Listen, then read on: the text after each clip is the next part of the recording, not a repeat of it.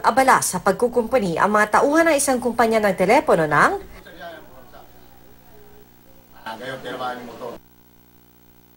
ang napadaang rider na sa pool ng bumagsak na poste. Nagliyab ang motor at damit ng sakay nito. Nagpulasan ng mga tao, buti may isang sumaklolo. Matapos mahila, tumulong ang iba sa pagpagpag sa nasusunog na suot ng rider hanggang sa tuluyang naapula ang apoy. Nagtatayo po kami ng messenger, tapos bigla pong tumumba yung poste. Paghulog ko po, yung dito sa tricycle yung nadagalan, tumakbo po kami, tinulungan po namin siya. Bagsakan niya yung tao nung mismong poste, kaya tumalon ako sa poste para tulungan yung tao, para hilahin ko, para masagip yung buhay niya. Rumisponde ang mga taga-barangay at isinugod sa ospital ang rider na kinilalang si Lemuel Burgos, taga-Binangonan, Rizal. Hindi po nila namalayan na malambot na po yung ng poste. Kasi po tinignan po namin, medyo mahuna na po talaga. PR Kanghel, GMA News.